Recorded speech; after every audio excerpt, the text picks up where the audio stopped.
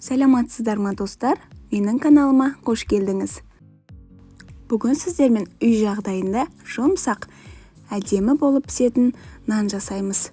Ол үшін ұнымызға жылы су және сүт құйып, тұз, ашытқы және қант салып, жақсылап араластырамыз.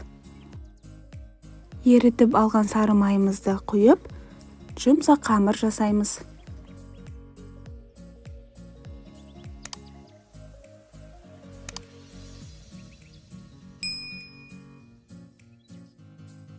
Дайын болған қамырымыздың бетін жауып, көтерілу үшін ыстық жерге алып қоямыз. Көтеріліп шыққан қамырымызды 4 бөлікке бөліп аламыз.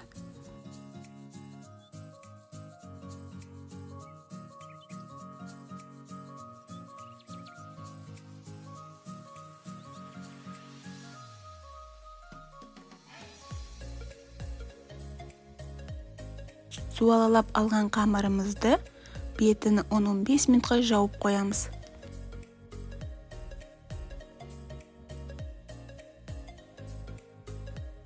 Сосын видеода көріп тұрғаныңыздай қылып нан жасаймыз.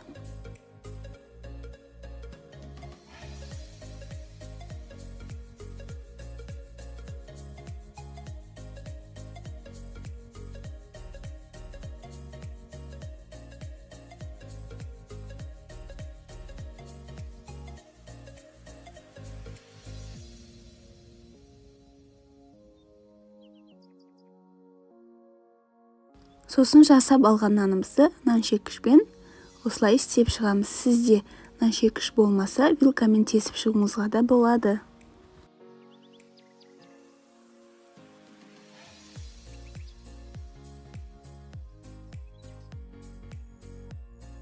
Жасап алған нанымызды листке салып, бетіне жұмыртқаның сарысына кішкене сүт құйып, жағып аламыз.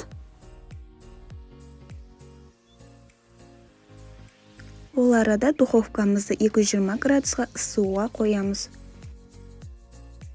Мен нанның бетіне қара күнжіт қолдандым. Сіз қалауыңызға қарай басқа зат қолдануыңызға болады.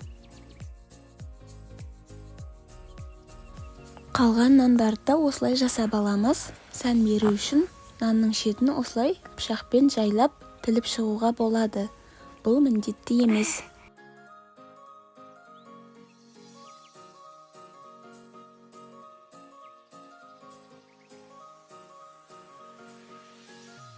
Алдын ала қыздырылған пеште 200 градуста қып-қызыл болғанша осылай пісіріп аламыз. Видео сіздерге ұнаған болса, пікірлеріңізді комментарияда қалдырып, видеоға лайк басып, каналыма тіркеліп, келесі видеоларды жіберіп алмау үшін қоңырау түймесін басып қоюыңызды сұраймын.